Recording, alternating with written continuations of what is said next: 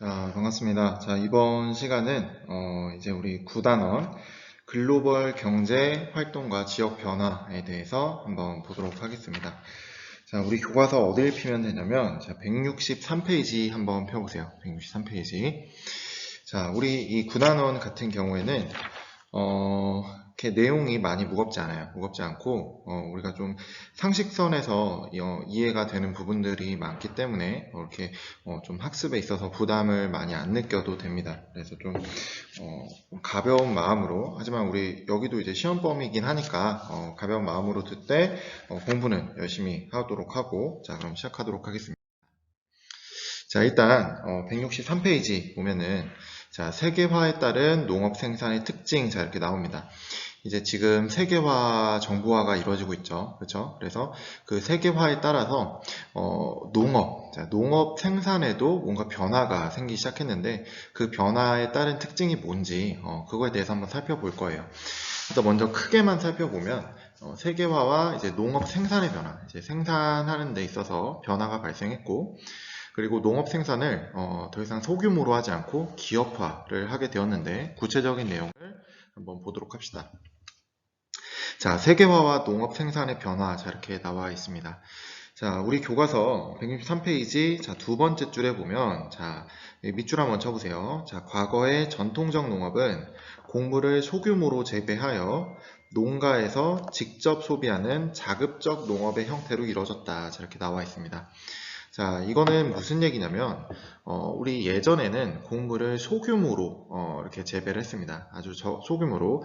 그럴 수밖에 없었던 게, 그럴 만한 기술력도 없었을 뿐더러, 농사를 짓는 목적이 뭐였냐면, 내가 먹기 위해서, 그래서 먹기 위해서, 아니면은 뭐 옆집과 이렇게 교환해서 먹기 위해서, 그러니까 굉장히 적은 양을 재배를 했겠죠. 그래서 농가에서 직접 소비를 했다. 이런 거를 5글자로 뭐라 그러냐면, 자급적 농업이라고 합니다. 자급적 농업. 그래서 옛날에는 자급적 농업이 이루어졌다. 하지만 그 옆에 또 밑줄 쳐보자. 산업화와 도시화가 진행되면서 낙농업, 원예농업, 기업적 곡물농업, 기업적 목축 등 상업적 농업이 발달. 밑줄 쳐보세요. 그리고 그 밑에도 한번 밑줄 쳐보자. 교통통신의 발달로 지역 간 교류가 증가하고 경제 성장으로 생활 수준이 향상되면서 다양한 농산물에 대한 수요가 증가. 그리고 그 밑에 줄에 농업의 세계화가 진행. 얘기하면 일단 산업화와 도시화로 인해서 이제 농업 형태가 굉장히 다양해졌는데 어떤 형식이었냐면 낙농업, 일단 뭐 우유, 치즈 뭐 이런 거 있죠. 그리고 원예농업, 꽃, 화훼 뭐 이런 거. 그리고 기업적 곡물 농업, 그러니까 이제 그 대용량, 굉장히 이제 단위를 크게 해서 판다는 거지, 그렇지? 그리고 기업적 목축, 이제 소를 키워서 이제 뭐 팔기도 하고 그러는데 그거를 이제 뭐 한두 마리 키우는 게 아니라 뭐 수백 마리, 수천 마리. 그래서 굉장히 큰 규모로 그렇게 기업적 목축을 한다. 이렇게 적혀 있는데 그런 거를 통틀어서 뭐라 그러냐? 상업적 농업이라고 합니다. 상업적 농업. 예전에는 자급적 농업이었어요. 내가 길러서 내가 먹기 위해서. 그래서 자급적 농업이었는데 이제 지금은 자급적 농업이 아니라 상업적 농업입니다. 그게 무슨 얘기냐? 시장에 갖다 팔려고. 판매할 목적으로 작물을 재배하거나 아니면 목축을 기르는 것, 이것을 상업적 농업이라고 합니다. 상업적 농업. 그래서 농업의 세계화가 이제 나타난 그 배경을 먼저 보면은 교통통신이 발달했다 이거예요. 교통통신이 발달함에 따라서 지역 간 교류가 증가하게 되었다. 우리나라도 교통이 발달하지 않았다면 서울에서 부산 가기 굉장히 어려웠겠죠. 근데 우리 지금 뭐 부산에서 갓잡은 뭐 이런 생선이나 뭐 이런 뭐 꽃게나 뭐 이런 것들 이런 거를 하루 만에 받을 수 있어요. 직배송으로 받을 수가 있습니다. 어떻게? 교통이 발달했기 때문에 교통 발달로 인해서 우리가 그렇게 굉장히 부산에 있는 거를 먹을 수 있고 부산 사람도 서울에 있는 걸 먹을 수 있고 굉장히 교통통신의 발달로 인해서 지역 간 교류가 훨씬 이전보다 많이 증가하게 되었다. 그리고 경제성장으로 인해서 생활 수준이 향상이 되었어요. 향상이 되어서 농산물에 대한 수요가 증가했다. 예전에 이제 먹고 살기 어려웠을 때는 정말 그냥 배만 부르면 됐단 말이야. 정말 뭘 먹든 배만 부르면 됐어요. 그래서 그냥 쌀 같은 거 그냥 불려가지고 죽처럼 먹고, 그리고 고기 아주 조그만 거 그냥 끓여가지고 국으로 그냥 여러 사람이 나눠 먹고 그랬는데, 지금은 그렇지 않다는 거지. 생활 수준이 향상됨에 따라서 다양한 농산물에 대한 수요가 증가하게 되었다. 이렇게 보시면 돼요. 자, 그러면 그 밑에 보면 농업 생산의 기업화 나와 있죠. 기업화. 자, 배경 먼저 보면은, 자, 경제활동의 세계화로 인한 상업적 농업이 발달했다. 자, 이렇게 나와 있죠. 자, 그리고, 그 기업적 농업이 뭐냐? 자, 이렇게 보면, 자, 우리 두 번째 줄에 밑줄 한번 쳐보세요. 자, 인간의 노동력에 의존하여 소규모로 이루어지던 농업은 농기계와 화학비료를 사용하는 대규모 기업적 농업으로 변화하고 있다. 자, 밑줄. 그러니까 예전에 우리 농사를 짓는다라고 하면은 우리 머릿속에 떠오르는 이미지가 뭐였냐면 손에는 뭔가 뭐 곡괭이 그리고 뭐 낫 뭐 이런 거를 들고 직접 그렇게 재배하는 모습을 떠오르기 쉬운데 근데 이제 그렇지 않다는 거야. 대규모 기업적 농업으로 바뀌었기 때문에 농기계, 뭐 트랙터, 뭐 이런 농기계를 통해서 한 번에 그냥 기계로 막 이렇게 밀어버리고 그리고 뭐 씨앗 같은 것도 한 번에 이렇게 다 뿌리고 심지어 미국 같은 데는 얘들아, 땅이 워낙 넓으니까 그런 뭐 땅에서 하는 그런 기계가 아니라 아예 비행기로 비료를 뿌립니다. 비행기로. 그런 게 이제 기업적 목축이죠. 이제 어마어마한 규모로 그렇게 하는 게. 그래서 대규모 기업적 농업으로 변화하고 있다. 자, 그리고 그 밑에 줄 보면, 자, 이 기업적 농업의 특징이 나옵니다. 자, 특징이 나오는데, 자, 여기 그 밑에 줄 밑줄 쳐보자. 자, 자본과 기술력을 갖춘 큰 규모의 농업기업은 이러한 기업적 농업을 통해 농작물을 대량으로 생산하여 가격 경쟁력을 확보. 밑줄. 자, 주시세요. 자, 이 대규모로 이렇게 기업적 농업을 하는 사람은 아무래도 자본력이 바탕이 될 거야. 그치? 그 자본력을 바탕으로 첨단 기술을 많이 도입을 하겠죠. 그쵸? 그래서 이제 농작물을 많이 생산합니다. 대량으로 생산해서 거기서 오는 이점을 다 취득하는 거야. 대량 생산하면 이점이 뭐냐면 가격 경쟁력을 확보할 수 있습니다. 시장에서 내가 차지하는 점유율이 높아지는 거야. 그러면은 가격을 내가 이렇게 좌지우지할 수 있는 힘이 생겨요. 그 이제 가격 결정력이라고 하는데 가격 결정력도 생길 뿐더러 그리고 시장에서 가격 경쟁력을 확보하게 된다. 왜? 나는 싼 가격에 공급할 수 있거든. 근데 소규모로 그렇게 농업 활동을 하는 사람은 가격 경쟁력을 갖추기 쉽지 않아요. 그렇지? 근데 대규모로 하기 때문에 가격 경쟁력을 확보할 수 있다. 자, 그리고 맨 밑에서 한 줄 올라와서 자, 세계 농산물의 가격뿐만 아니라 농작물의 생산 구조와 소비 부문에 많은 영향을 미친다. 자, 기업적 농업은 일단 농작물의 생산 구조를 변화를 시켰어요. 그치? 자, 예전엔 사람 손으로 했지만 이제 기계로 그렇게 좀 기계화되고 자동화되는 시스템이 많아졌고 그리고 소비 부분에도 많은 영향을 미치게 되었다. 자, 예전에는 우리가 뭐 농작물 먹어봐야 뭐 이렇게 쌀, 보리 뭐 이런 것밖에 없었다면 지금은 굉장히 다양한 그런 농작물들을 먹게 됐고 그리고 손쉽게 먹을 수 있게 되었죠. 그래서 소비 부분에도 굉장히 큰 영향을 미치게 되었다. 그거에 대해서 한번 또 살펴볼 거예요. 자, 첫 번째로는 생산 구조의 변화입니다. 생산 구조의 변화. 자, 생산 구조가 이제 변화되게 된 원인이 뭐냐라고 봤을 때, 자, 우리 두 번째 줄에 밑줄 한번 쳐보세요. 자, 소규모로 농작물을 생산하는 국가는 큰 타격, 밑줄, 큰 타격.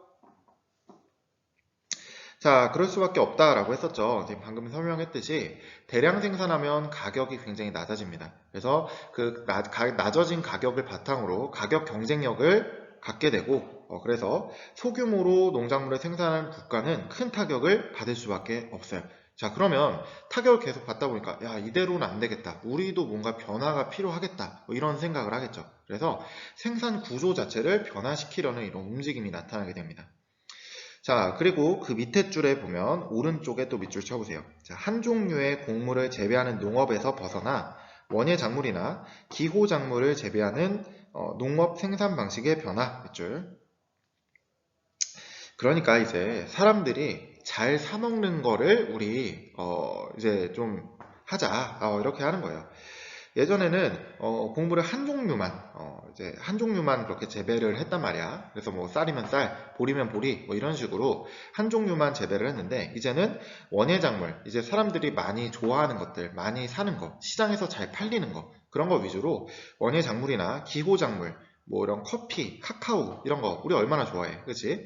이런 거를 중심으로 해서 농업 생산의 생산 방식의 변화가 일고 있다. 이렇게 보시면 돼요. 자, 그래서 그 결과를 보면, 자, 농업 경쟁력을 높이기 위해 이렇게 쭉 생산 변화를 보였다. 이렇게 나와 있죠.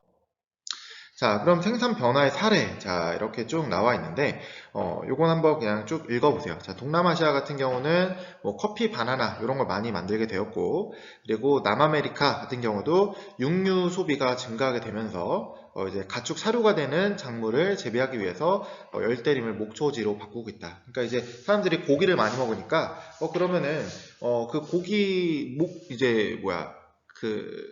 목축업을 하려면은 가축의 사료가 필요하잖아, 그치? 그래서 사료가 되는 작물을 또 이제 재배를 한다는 거지. 그리고 수익성이 높은 뭐 옥수수, 콩 이런 것들을 재배하면서 토지 이용의 변화가 나타나기 시작했다. 그냥 이런 거는 그냥 쭉 읽어만 보세요. 자, 읽어만 보세요. 이런 게 있구나, 이 정도. 자, 농작물 소비 특성의 변화 이렇게 나와 있는데, 자, 이 농업 생산의 기업화와 세계화는 소비 부문에도 영향을 미쳤다라는 거예요. 자, 우리 첫 번째 줄에 밑줄 쳐보자.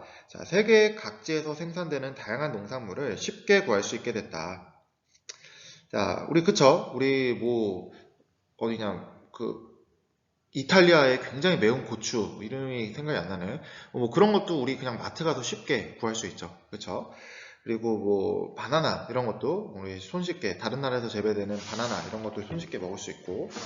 자, 그리고 그 옆에 보면 외국산 농산물을 많이 수입하면 우리 식탁의 먹거리가 풍성해진다는 장점. 자, 좋죠. 그렇죠. 이런 세계화와 기업화로 통해서 우리는 세계의 다양한 농작물을 값싼 가격에 맛있게 먹을 수 있어요. 그렇지?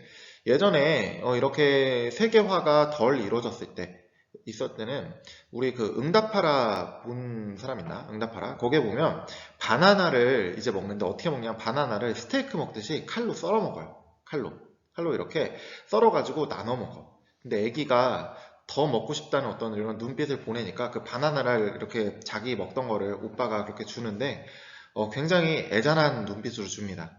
이렇게 나도 먹고 싶은데 그래 너가 먹고 싶으니까 내가 양보할게. 이런 느낌으로 주는데 지금 우리 바나나 하나 가지고 그러지 않아요. 그치? 뭐 바나나 뭐 한 송이에 한 4,000원, 5,000원이면 사지. 한 송이에 한 7개, 8개 붙어 있잖아. 그치? 그런데 예전에는 이제 그 바나나도 굉장히 비싼 작물이었다는 거지. 근데 농업의 세계화와 기업화가 이루어지게 되면서 이제 우리 식탁에서 굉장히 손쉽고 값싸게 맛있게 그렇게 먹을 수 있게 됐다는 거야. 그래서 다양한 먹거리를 먹을 수 있게 됐다는 장점이 있다. 자, 그리고 그 밑에 줄에 또 밑줄 쳐보세요. 자, 하지만 이제 단점도 있는데, 자, 방부제를 사용하는 경우가 많아서 이에 대한 안정성 문제가 제기되기도 한다. 밑줄. 자, 이게 아무래도 다른 나라에서 오다 보니까 농작물은 썩기가 쉬워요. 그치? 그래서 썩지 말라고 방부제를 사용하게 되는데 방부제가 아무래도 인체에 들어가게 되면 좀 좋지는 않겠죠. 그렇죠? 그래서 안정성 문제가 좀 이제 꾸준히 제기되고 있다. 이렇게 보시면 되고. 자, 그리고 그 밑에 보면 자, 생활 수준이 향상되면서 채소, 과일, 육류의 소비량은 꾸준히 증가. 자, 밑줄. 자, 생활 수준이 향상되면서 이제 다양한 것들을 많이 먹게 되는데 그 중에서도 채소, 과일, 육류 소비량이 꾸준히 증가하고 있다라는 거예요. 자, 우리만 봐도 집에서 채소, 과일, 육류 이런 거 많이 먹죠. 그쵸? 그래서 소비량이 많이 증가했다. 자, 그리고 그 밑에 줄에 또 밑줄 쳐보세요. 자, 패스트푸드를 비롯한 음식 문화의 보편화로 식량 작물인 쌀의 소비량은 감소. 자, 우리 음식 문화가 좀 이제 보편화되기 시작했어요. 우리 뭐 밥 먹는다 하면은 이제 좀 이게 먹는 게 대부분 이제 좀 이렇게 보편화되어 있다는 거지. 그래서 이제 패스트푸드를 비롯한 음식 문화가 보편화가 되면서 식량 작물인 쌀의 소비량이 감소하고 있다. 그러니까 우리가 그 밥 먹는다 하면은 이제 쌀밥을 먹는 것뿐만 아니라 이제 굉장히 다양한 걸 먹는다는 거지. 그치? 그래서 뭐 파스타를 먹을 수도 있고 햄버거를 먹을 수도 있고 뭐 이런 식으로. 그래서 이제 패스트푸드 같은 이제 이런 음식 문화 보편화로 인해서 우리 쌀의 소비량은 감소하고 있다. 자, 이거를 잘 알고 계시면 됩니다. 감소하고 있다. 그래서 우리나라는 쌀을 재배했었잖아. 그치? 근데 쌀을 사람들이 많이 안 먹어, 이제. 예전보다. 많이 안 먹게 되니까, 이제 대량 생산하기가 좀 어려워졌습니다. 대량 생산해봤자 어차피 안 사 먹으니까 남을 거 아니야. 재고로 쌓일 거 아니야. 그러니까, 그 대량 생산해야, 이제 가격 경쟁력을 갖추게 되면서, 이제 좀 이점이 있는데, 그런 이점을 취득하지 못하니까, 쌀을 그냥 외국에서 수입합니다. 그게 차라리 싸니까. 그래서 요새 마트 가면은 쌀이 우리나라 쌀도 있겠지만 이제 외국에서 수입한 쌀도 있어요. 그래서 쌀을 수입에 의존하기도 한다. 자, 이거는 쌀의 소비량이 감소하고 있기 때문에 그렇다. 자, 그리고 그 밑에 줄에 또 밑줄 한번 쳐보세요. 쌀을 주로 생산하던 지역에서 농경지를 주거지나 상업용지로 변경하고 쌀을 수입에 의존하기도 한다. 자, 여기도 밑줄 쳐주세요. 그래서 쌀을 재배하던 그 토지를 이제 쌀 재배하는 데 쓰지 않고 다른 데다 쓴다는 거야. 아예 그냥 아파트 거기다 짓거나 아니면 상업용지로 변경을 하거나 이런 식으로. 그리고 쌀은 외국에서 사 먹는다. 수입한다. 자, 그리고 165페이지 가면은, 자, 자료 1번, 곡물 메이저, 자, 이렇게 나와 있습니다. 자, 이 곡물 메이저, 자, 이 무슨 내용이냐, 보니까, 이제 뭐, 우리 식탁에 오르는 밀과 옥수수의 99%는 곡물 메이저의 작품이다. 그러니까, 이제 밀과 옥수수 같은 경우에는 세계 주요 국가에서 생산된 게 99%다라는 거야. 99%다. 옆에 나와 있죠. 자, 곡물 메이저란 전 세계에 곡물 생산지를 두고 곡물을 수출입하는 다국적 기업을 일컫는다. 그래서 전 세계에 곡물 생산지를 두고 곡물을 수출하기도 하고 수입하기도 하고 하는 이런 기업이에요. 기업. 그러니까 다국적 기업이랑 똑같아요. 다국적 기업인데 이제 주로 농업을 한다는 거지. 농업. 자, 그래서 그 밑에 그림을 보면은 자, 이 지금 해외 사업 진출 현황 이렇게 나와 있는데 어마어마하죠. 그렇죠? 전 세계를 장악하고 있다고 봐도 무방합니다. 그럴 만도 한 게 밀과 옥수수의 99%를 차지하고 있다고 하니까 대단하지. 그렇지? 자, 이렇게 자료 1번 우리가 방금 읽은 곡물 메이저와 같은 농산물 생산 시스템의 긍정적인 기능과 부정적인 기능이 뭘까? 자, 이걸 한번 봅시다. 자, 그 우리 165페이지에 활동의 1번 문제예요. 1번 문제. 자, 여기에 별표 칩니다. 별표 치세요. 별표. 별표 칩니다.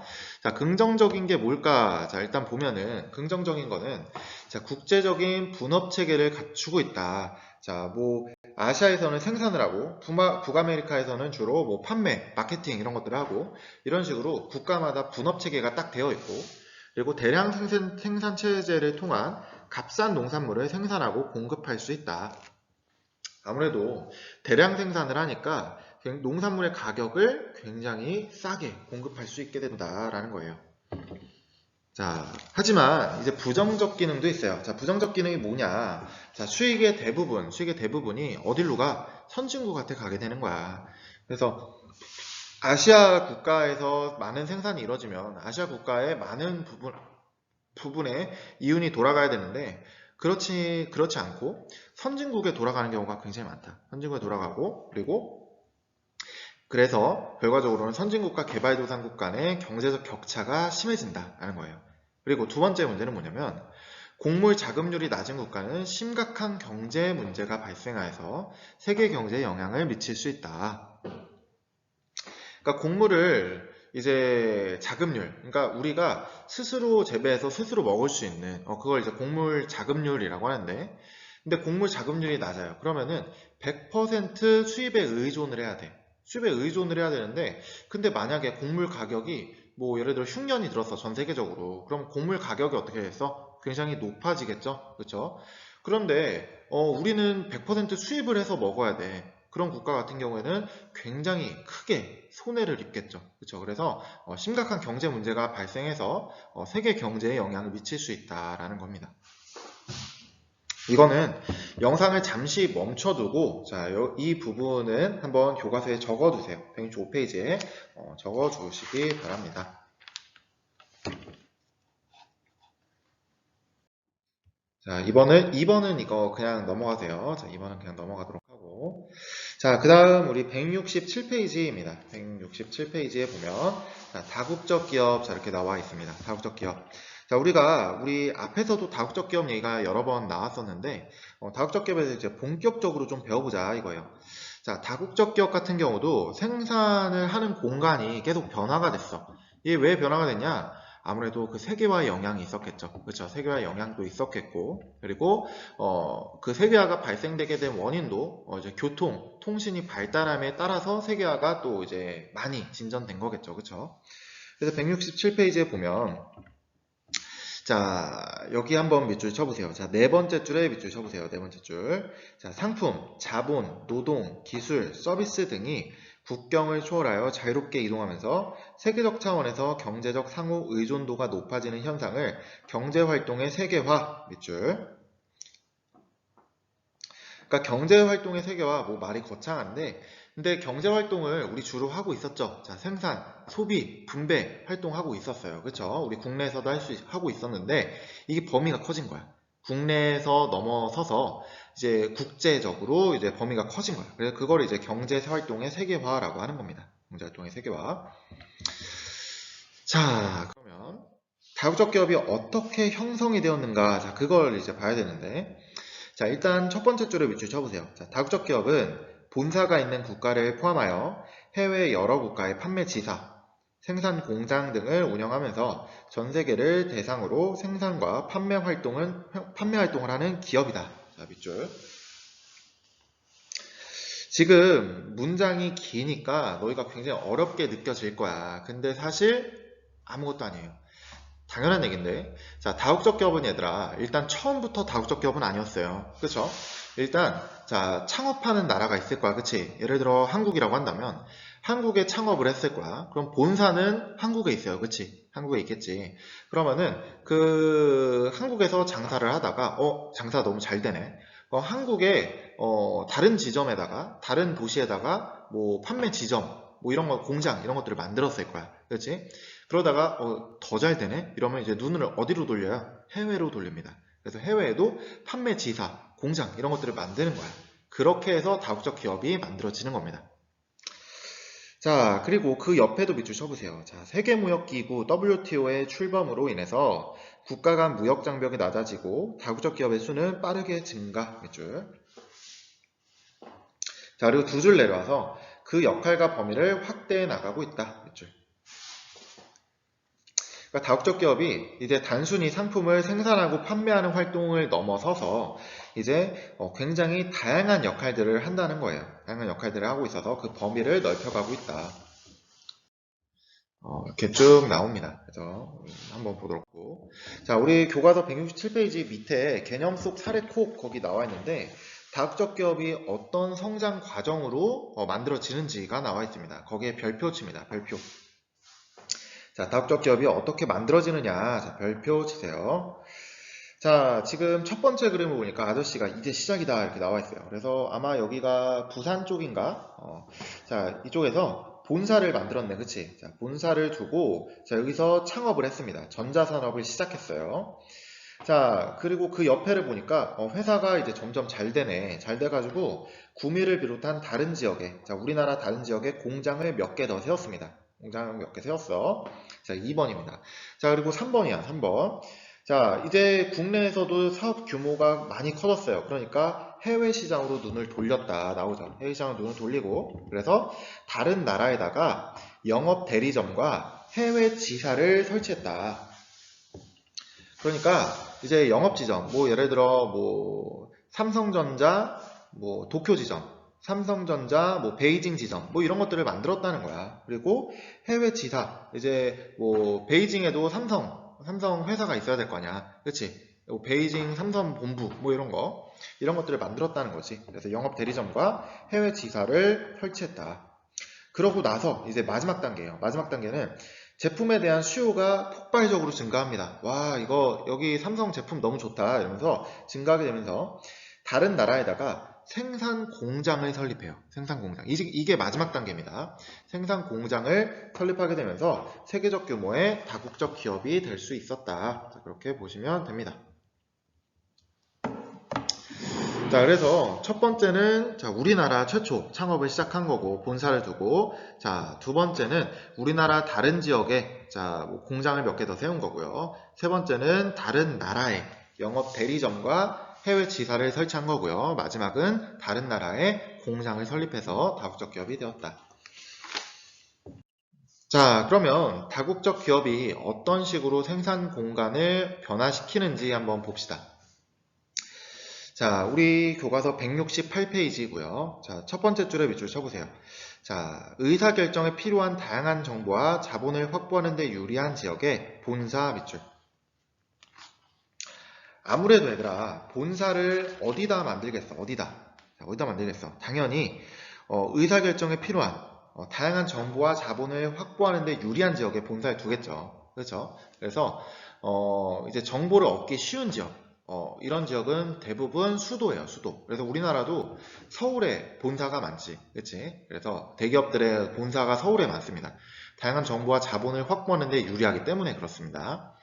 자, 그리고 그 옆에 보면은, 자, 또 밑줄. 기술을 갖춘 고급 인력이 풍부한 지역의 연구소, 밑줄. 연구소는 고급 인력이 많은 쪽에 연구소를 세워요. 고급 인력이 많은 쪽에 연구소를 세운다.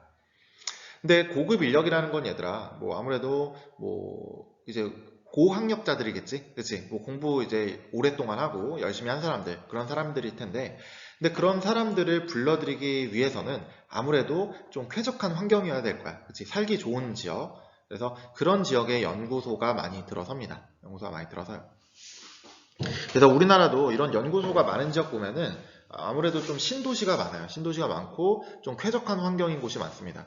그래서 뭐 판교라든지 아니면은 저기 어디가 갑자기 생각이 안 난다. 마곡 이런데, 판교, 마곡 이런데 연구소가 많습니다. 이제 다국적 기업의 연구소 이런 것들이 많다. 왜? 기술을 갖춘 고급 인력이 그쪽에 많이 있기 때문에. 자, 그리고 그 밑에 줄에 또 밑줄 쳐보세요. 자, 공장 밑줄 치고 그 옆에 자, 생산 비용을 줄이기 위해 지가와 그리고 임금이 싼 개발 도상국에 둔다. 밑줄. 그리고 그 옆에 판매 시장을 확보하기 위해서 수요가 많은 국가로 이전하거나 무역 장벽을 극복하기 위해 기업이 속한 국가 밖의 경제 블록으로 진출. 자, 이건 무슨 얘기냐면 일단 다국적 기업의 공장은 최초 우리나라로 예를 든다면 우리나라에 공장을 세웠어. 그치? 근데 자, 이걸 쭉 회사를 운영하다 보니까 우리나라 사람들이 임금이 너무 올라가는 거야. 공장에서 일하는 사람들의 임금이 너무 올라가다 보니까 감당하기가 어려워지게 된 겁니다. 그래서 이거를 어디다 공장을 세워야 될까 해보니까 개발도상국의 임금이 굉장히 저렴하네. 그리고 기술 수준도 우리랑 뭐 이렇게 크게 차이가 나지 않아. 공장에서 쓰는 기술은 그렇게 크게 그런 고급 인력이 필요 없습니다. 그러니까 단순 노동 이런 거라면 개발도상국에 가도 괜찮겠다. 임금이 싸니까. 그래서 개발도상국으로 공장이 이동하게 돼요. 이동하게 되고 그리고 이제 뭐 수요가 많은 국가, 뭐 우리 제품을 많이 사, 그 나라가 유독 많이 사요. 그런 나라로 진출하기도 하고 또는 그 기업이 속한 국가 밖에, 그러니까 뭐 우리나라라고 한다면 우리나라 밖의 경제 블록으로 진출하기도 한다. 경제 블록이라는 건 뭐냐면 얘들아, 여러 나라가 이제 묶인 거야. 묶인 건데 왜 묶였냐면 공통의 경제적 목적을 가지고 이제 묶인 겁니다. 그러니까 뭐 이제 돈 벌어보자고 뭉친 거겠지, 그렇지? 그래서 여기로 왜 진출하냐? 뭐 예를 들어 뭐 동남아 쪽 경제 블록에 우리나라 삼성이 진출했다라고 하면은 그 동남아권 국가들에 대해서 좀 유리하게 되겠지. 왜? 거기는 경제 블록으로 묶여 있잖아. 그치? 그래서 우리나라가 속하지 않은 다른 나라, 다른 쪽의 경제 블록으로 가서 경제 활동을 하기도 한다. 그래서 이 공장을 그쪽으로 진출시키기도 한다라는 겁니다. 그래서 이 경제 블록은 무역 장벽을 극복하기 위해서 움직인다. 자, 그 정도로 이해하시면 될 것 같습니다. 자, 그리고 그 밑에 보면 자, 생산 공간 변화와 지역 변화 자, 나오는데 자, 그래서 그 다음 생산 공간 변화, 지역 변화 이렇게 나와 있습니다. 자, 이제 다국적 기업이 생산 공간을 어떻게 변화시키는지, 자, 그걸 이제 볼 텐데, 자, 우리 두 번째 줄에 한번 또 밑줄 치세요. 자, 생산 공장을 해외로 이전하면, 자, 생산 공장이 있던 기존 지역은 산업 공동화 현상으로 산업의 기반을 잃어 지역 경제가 침체될 수 있다. 자, 밑줄 치세요. 자, 여기 이게 무슨 얘기냐면, 자, 다국적 기업이 생산비를 좀 줄이려고 다른 쪽으로 공장을 이동했어요. 자, 공장을 이동했는데 문제점이 생깁니다. 그러면 생산 공장이 원래 있던 지역에 문제점이 생겨요. 어떤 문제점이 생기냐? 산업 공동화 현상이 생깁니다. 이거 무슨 얘기냐면 쉽게 얘기해서, 자, 뭐 부산에 신발 공장이 있었다라고 해보자. 자, 부산에 신발 공장이 있었는데 이제 우리나라 임금이 올라가게 되면서 신발 공장을 뭐 베트남 이런 쪽으로 다 이동시켰습니다. 그러면 그 신발 공장에서 일하던 부산 사람들이 있었겠지. 근데 그 대기업들의 그런 생산 공장이 어느 지역에 딱 들어가게 되면 그 지역 경제의 기반을 이루게 돼요. 그래서 그것도 당연한 게 그 지역에 사는 대부분의 사람들이 그 공장에서 일하기 때문입니다. 그 공장 규모가 굉장히 크니까. 그래서 뭐 한반에 뭐 열댓 명은 이제 부모님들이 그 생산 공장에 일하는 사람이 많을 정도로, 그 정도로 이제 지역 경제의 기반을 이루고 있는 산업인데 그게 갑자기 없어져 버려. 그러면 그 신발 산업 자체에 대한 공백이 아예 생겨버려요. 부산에 아예 그 없어져 버린 거잖아. 그렇지? 그래서 산업 구조에 공백이 생기는 현상을 산업 공동화 현상이라고 합니다. 산업 공동화 현상. 공이 얘들아 비었다는 거야. 비었다. 그래서 산업 공동화 현상, 산업 구조에 공백이 생기는 현상이다. 그래서 지역 경제가 침체될 수 있다라는 겁니다. 침체될 수 있다. 당연한 얘기겠죠. 하루아침에 이제 실업자 되는 거잖아. 그치? 그래서 이제 산업 기반이 잃어서 지역 경제가 침체될 수 있다. 자, 근데 이제 장점도 있어요. 자, 어떤 장점이냐면, 장점은 아무래도 다국적 기업의 생산 공장이 들어선 국가겠죠. 자, 그거는 그 밑에 줄에 또 밑줄 쳐보자. 자, 생산 공장이 들어선 국가. 자, 밑줄 치고, 그리고 그 밑에 줄에 또 밑줄 쳐보세요. 자, 일자리가 생긴다. 밑줄. 일자리가 생기고, 자, 이건 장점이겠지. 일자리가 생긴다. 그리고 그 옆에 보면, 관련 산업이 발달한다. 밑줄. 자, 기술을 이전받게 돼요. 자, 신발 만드는 기술, 자, 이런 것들을 전수받겠지, 그치? 그래서 그 신발 만드는 그 기술을 전수받아서 그 공장에서 나와서 뭐 신발 가게를 차릴 수도 있고 관련 산업이 발달하게 됩니다. 이제 대규모의 공장이 들어서게 되면. 자, 그리고 그 옆에 경제가 활성화 밑줄. 자, 경제가 활성화된다. 그리고 그 위에 밑줄 안 쳤는데 새로운 산업단지가 조성 밑줄. 새로운 산업단지가 조성된다. 이것도 다 다국적 기업 생산 공장이 들어서게 되면서 나타나게 되는 긍정적인 효과입니다. 하지만 그 밑에 보면 이제 좀 안 좋은 점도 있는데, 자, 그게 뭐냐? 자, 그 밑에 줄에 자, 유사한 제품을 생산하는 국내 기업이 어려운 밑줄. 자, 그 예를 들어 베트남에 그 부산에 있던 생산 공장이 들어갔어요. 신발 공장이. 자, 그러면 그 베트남에도 원래 신발을 만들던 이제 기업들이 있었겠지. 근데 이 다국적 기업은 규모가 굉장히 큽니다. 굉장히 크기 때문에 그런 규모가 큰 공장이 들어가게 되면은 원래 있던 국내 기업들이 쇠퇴할 수밖에 없다. 어려워지겠죠. 그쵸? 게임이 안 되는 거야. 대규모로 생산해서 고품질의 신발을 값싸게 공급을 하니까 게임이 안 되는 거지. 그래서 어려움을 겪을 수 있고요. 그리고 그 옆에 보면 이윤의 상당 부분을 다국적 기업의 본사가 있는 곳으로 가져가면 경제 발전을 기대하기 어렵다. 밑줄. 자, 이윤이 발생하면 그 공장이 있는 그 지역에 이윤이 많이 돌아가야 되는데 그게 아니라 이윤의 굉장히 많은 부분이 본사로 간다는 거야. 본사로. 그래서 이 다국적 기업이 공장을 해외로 진출시키게 되면은 결국에는 본사에게 돈을 벌어주는 꼴이 된다라는 거예요. 그래서 나라 간의 빈부격차가 오히려 더 커질 수도 있다라는 겁니다. 자, 그리고 이거는 교과서에 없는 내용인데 적어두세요. 자, 168페이지 밑에다 적어두세요. 자, 플러스로 어떤 문제가 있냐면 환경오염의 문제가 있습니다. 아무래도 큰 규모의 공장이 들어서게 되면은 환경이 오염되겠죠. 그렇죠? 그래서 이런 환경오염의 문제점이 발생한다. 자, 그리고 이제 또 넘어가서 자, 우리가 이제 171페이지예요. 자, 이제 다 왔어. 조금만 참으세요. 171페이지. 자, 서비스업의 세계화라고 나와 있습니다. 자, 서비스업도 이제 세계화가 이루어지고 있는데, 자, 171페이지 첫 번째 줄에 밑줄 쳐보자. 자, 정보통신 기술의 발달로, 그리고 그 옆에 시공간적 제약이 완화, 그리고 그 밑에 줄 서비스 산업이 공간적으로 분산. 자, 그리고 아예 밑줄 먼저 닫힐게. 그 밑에 줄에 선진국의 기업들은, 그리고 자, 그 옆에 비용을 절감하고 업무의 효율성을 높이기 위해서 업무의 일부를 개발도상국으로 분산하여 운영. 밑줄. 자, 그리고 두 줄 내려와서 교통과 통신의 발달은 다양한 서비스 산업의 세계화를 촉진.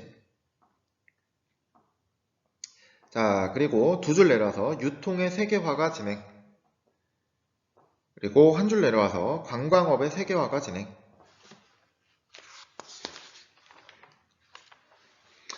자, 이게 무슨 얘기냐면 일단 정보통신 기술이 계속 발달하고 있습니다. 그렇지? 발달하게 되면서 이제 우리는 굳이 다른 나라에 가지 않더라도 다른 나라에 있는 물건은 손쉽게 살 수 있고, 그리고 다른 나라에 있는 사람과 회의를 할 수도 있고요. 그리고 우리는 이제 굳이 학교에 오지 않아도 수업도 들을 수 있어. 이게 다 정보통신 기술이 발달했기 때문이지. 그렇지? 그래서 시간과 공간의 제약을 받지 않는다는 거야. 그래서 시공간적 제약이 완화되었다. 그래서 이 점점 서비스 산업이 공간적으로 분산된다는 거지. 굳이 우리가 뭐 우리나라에서 할 필요가 없다는 거야. 우리나라에서 할 필요 없고 그냥 다른 나라로 옮겨도 된다는 거야. 왜? 정보통신 발달로 인해서 어느 나라에 있던 그 서비스를 받을 수가 있거든. 그렇죠? 그래서 서비스 산업도 공간적으로 분산시킨다라는 거예요. 근데 이걸 왜 분산시켜? 당연히 비용 절감 때문에 그렇지. 비용 절감. 자, 우리나라 사람들의 임금이 높아요. 임금이 높은데 콜센터 이런 거 있잖아. 콜센터 같은 경우도 아예 다른 나라로 옮기는 거야. 근데 우리나라 같은 경우는 우리나라 말을 우리나라만 쓰잖아. 근데 이제 미국 같은 경우는 영어를 쓰죠. 근데 영어 쓰는 국가들 많지, 그치? 그래서 이 미국의 콜센터 운영을 어디서 하냐면 필리핀에서 합니다. 필리핀도 영어를 쓰거든. 그래서 필리핀의 임금이 싸잖아. 그러니까 필리핀에서 받는 거야. 그래서 뭐 예를 들어 미국 다이슨 본사에 전화를 했는데 필리핀에서 전화를 받는 거지. 미국 제품인데도. 그래서 이런 서비스 산업인데도 불구하고 공간적으로 이렇게 분산되고 있다. 이렇게 이해하시면 돼요. 자, 그래서 이 선진국의 비용 절감과 그리고 업무의 효율성 때문에 업무 일부를 개발도상국으로 분산시켜서 운영을 한다. 자, 그리고 이제 서비스업의 세계화 사례에 나오는데, 자, 유통에 있어서 세계화가 발생하고 있습니다. 유통 산업이. 자, 물자나 정보의 이동을 돕는 택배, 그리고 통신, 운수업, 이런 유통 서비스가 굉장히 크게 성장했다라는 겁니다. 크게 성장했다. 자, 그리고 관광의 세계화. 자, 여가 및 관광기의 증가와 관광 산업 육성으로 인해서 관광의 세계화도 진행되고 있다. 자, 우리 관광 많이 가죠. 그렇죠? 방학 때 많이 놀러 가지. 물론 지금 코로나 때문에 해외여행은 못 가겠지만 어쨌든 이런 관광 산업도 굉장히 크게 육성되고 있다. 자, 그리고 171페이지 하단에 보면 전 세계 콜센터 메카 필리핀 나와 있습니다. 자, 이게 아까 선생님 얘기했던 거야. 자, 이제 필리핀이 임금이 싸잖아. 그러니까 이제 영어를 기반으로 하는 나라들이 콜센터 업무를 필리핀에 맡기는 거야. 필리핀에. 그래서 이 필리핀 쪽으로 다 이동을 해서 그쪽에 또 생긴 경제적인 효과가 깜짝이야. 그래서 계속 얘기하면 필리핀으로 이제 다 옮겨가서 이렇게 한다는 거야. 임금이 싸기 때문에. 거기서 오는 어떤 효과가 있는지 한번 보도록 합시다. 자, 여기도 별표 치세요. 자, 1번, 2번 둘 다 별표를 칩니다. 1번, 2번. 교과서 171페이지에. 자, 콜센터가 발달하기 유리한 조건은 뭐냐? 아무래도 인건비가 싸죠. 임금이 싸요. 그리고 영어가 돼. 그치? 그러니까 필리핀이 아주 제격인 거야. 영어가 되는데 임금이 싸네? 그럼 여기로 옮기지 않을 이유가 없는 거지. 그래서 콜센터를 여기로 옮긴 거고.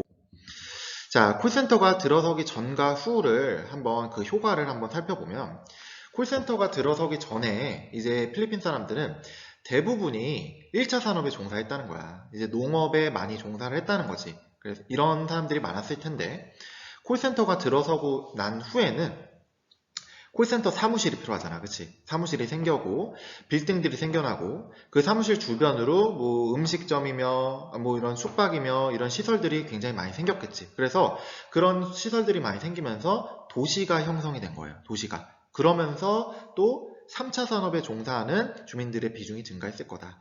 3차 산업은 서비스업이죠. 그쵸? 그래서 이런 서비스업에 종사하는 주민들의 비중이 증가하게 되었을 것이다. 그러면서 소득이 증가했겠죠. 지금 주민들의 소득이 증가하게 되고 소득이 증가하게 되면서 그 지역의 경제적 어떤 활성화가 일어났을 것이다. 이런 식으로 우리가 좀 유추해 볼 수 있다라는 겁니다. 자, 이제 정말 마지막이야. 정말 마지막. 약 한 5분 정도만 더 하겠습니다. 자, 서비스업의 세계화로 어떤 변화가 나타날까? 자, 전자상거래와 유통의 세계화 이렇게 나와 있는데, 자, 172페이지, 자, 세 번째 줄에 밑줄 쳐보세요. 자, 온라인 쇼핑으로 상품을 사는 사람들이 늘고 있다. 그리고 그 옆에 전자상거래는 밑줄 치고, 그리고 밑에 줄에 시간과 공간의 제약을 받지 않기 때문에 그 밑에 줄에 언제 어디서든 원하는 물건을 구매. 자, 그리고 그 밑에 줄 소비 활동의 범위가 전 세계로 확대. 자, 그리고 두 줄 내려와서 유통산업이 성장. 그리고 한 줄 내려와서 운송이 유리한 지역에는 대규모의 물류 창고가 들어서는 경향. 그리고 그 밑에 줄에 직접 찾아가 구매하는 상점은 줄어들고 있다. 그러니까 이 전자상거래가 활성화되면서 너희들도 물건 인터넷으로 많이 사지. 그치? 이게 시공간의 제약을 받지 않기 때문에 뭐 새벽에도 살 수 있고 굉장히 편리해졌습니다. 그쵸? 그렇게 되면서 뭐 요새는 뭐 새벽 배송 이런 것도 있지. 쿠팡 같은 거 뭐 한 밤 9시 전에만 시키면은 다음날 새벽까지 오는 게 있더라고. 그런 게 가능했던 거는 아무래도 유통산업이 성장했기 때문이겠죠. 그렇죠? 그래서 유통산업도 이제 성장하게 되었고, 그래서 택배산업 이런 것들 그래서 성장했고, 그리고 운송이 유리한 지역에는 대규모 물류 창고가 들어서게 되었다. 그래서 뭐 이천 이런 데는 좀 이제 경기도 중심부 쪽에 있기 때문에 물류 창고 이런 게 많아요. 경기도 이천 이런 쪽에. 그래서 운송이 유리한 지역에는 대규모의 물류 창고 이런 게 있다. 자, 그리고 전자상거래가 많이 이제 활성화되게 되면서 직접 가서 상품을 구매할 필요가 거의 없어졌어요. 그렇죠? 그래서 직접 찾아가서 구매하는 상점은 점점 줄어들고 있다. 그 얘기가 나와 있습니다. 그래서 온라인 매장을 선호하고 배달 위주의 매장으로 변화하게 되었다. 쭉 설명했던 겁니다. 자, 그러면 173페이지 가면 자, 관광의 세계화 나와 있는데 여기도 밑줄 쳐봅시다. 첫 번째 줄, 자, 교통의 발달로 이동이 편리해지고 정보통신의 발달로 자, 밑줄 치고 그 밑에 줄에 자, 전 세계적으로 관광 활동이 확대. 그리고 그 옆에 관광산업이 발달. 그리고 그 옆에 지역 주민의 일자리를 늘리고 소득을 증가시키는 등 다양한 경제 효과. 그리고 그 밑에 줄, 지역의 고유한 문화와 자연환경을 활용한 특색 있는 관광지 개발. 그리고 맨 밑에 줄에서 한 줄 올라와서 정보통신 발달은 서비스 산업의 발달을 촉진하여 지역을 새롭게 변화시키며 각 지역의 이미지를 새롭게 인식하도록 한다. 자, 이거 무슨 얘기냐면 지금 비행기 타면 어디든 갈 수 있어. 세계 어디든. 그쵸? 그래서 비행기 타면은 굉장히 그리고 또 빠르게 쉽게 갈 수 있기 때문에 이런 교통의 발달로 인해서 그리고 또 정보통신의 발달 자 이런 게 있었죠. 정보통신의 발달로 인해서 우리가 그냥 방구석에서 나 어느 나라 가고 싶은데 여기는 뭐가 있지? 뭐가 맛있지? 어딜 가면 재밌을까? 이런 것들을 다 찾아보고 심지어는 거기 갔다 온 사람들의 리뷰까지도 다 우리가 확인할 수 있잖아. 그렇지? 이게 다 정보통신이 발달했기 때문이다 라는 거야. 그래서 어디 숙소가 좋지? 어느 나라 수영장이 재밌을까? 이런 것들 다 찾아볼 수 있다는 거죠. 그래서 이런 교통 발달, 정보통신 발달 이게 맞물려서 시너지 효과를 낸 거야. 그렇게 되면서 전 세계적으로 관광 활동이 굉장히 확대가 된 겁니다. 그래서 관광 산업이 어마무시하게 발달을 해요. 그렇게 관광 산업이 발달하게 되니까 그 나라 지역 주민은 얼마나 좋겠어. 가만히 있는데 사람들이 막 놀러와서 돈을 쓰니까. 그치? 그래서 지역 주민의 일자리를 늘리게 되고 소득을 증가시키게 됨으로써 다양한 경제 효과를 누릴 수 있게 되었다. 이거를 이제 딱 보니까 야 이제 관광이 돈이 되는구나 싶으니까 이제 이거를 이제 사람들이 개발을 하는 겁니다. 어떻게 개발해? 이제 뭐 우리 한국 같은 경우는 드라마 이런 거 유명하잖아. 드라마. 그치? 최근에 오징어 게임이 아주 그냥 히트를 쳤죠. 그래서 그 오징어 게임 관련돼 가지고 그런 문화 상품들 굉장히 많이 개발하고 있어. 그치? 뭐 이런 뽑기 이런 거 있지. 달고나 이런 것도 막 이제 만들어서 팔기도 하고. 그쵸? 그리고 뭐 그 오징어 게임에 나왔던 그 무궁화 꽃이 피었습니다에 나오는 그 여자 영이라고 하나? 그 아무튼 그 인형 같은 거 있잖아. 고개 돌아가는 그 무섭게 생긴. 그게 있는 지역은 또 관광 상품으로 개발을 한다 하더라고. 그치? 그리고 뭐 우리나라에서 드라마 하나 히트 치면은 거기에 또 뭐 이렇게 많이 들어가잖아. 그치? 그래서 음악이나 영화, 드라마, 축제 이런 소재를 체험해 볼 수 있는 관광 상품을 개발한다. 그래서 지역을 변화시키고 지역 이미지를 개선함으로써 궁극적으로는 지역의 경제적인 효과를 누릴 수 있게 한다. 자, 이렇게 나와 있습니다. 자, 이렇게 해서 우리가 마지막 9단원까지 다 맞춰봤습니다. 지금 시간이 46분 정도 선생님이 녹화를 했는데 너무 길다 싶으면은 끊어서 보세요. 끊어서 보도록 하고 선생님이 지금 갑자기 우리 학교에 코로나 확진자가 나와서 선생님이 이렇게 급하게 녹화를 하게 되었는데 다음 주에는 얘들아 선생님이 시험 관련해서 좀 코멘트하는 영상을 찍어 보려고 합니다. 그러니까 다음 주 영상 꼭 시청하도록 하고 그리고 오늘 찍은 영상도 굉장히 중요한 거니까 시험범위잖아, 그치? 그래서 쭉 한번 보면서 어느 부분이 중요한지 보도록 하고 맥락을 잘 이해할 수 있도록 교과서를 많이 읽어주세요. 자, 9단원 같은 경우는 교과서를 많이 읽는 게 중요합니다. 아시겠죠? 자, 오늘 수업 너무 길었는데 여기 끝까지 들은 학생들 너무 고생 많았습니다. 자, 고생 많았습니다. 여기까지 하겠습니다.